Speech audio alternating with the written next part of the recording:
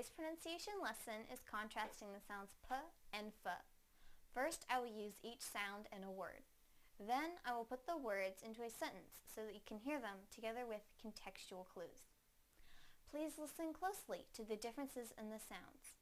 First, the f sound in the word fit. Fit, fit. Now the p sound in the word pit. Pit, pit. Now I will use them both in a sentence. He won't fit in the pit.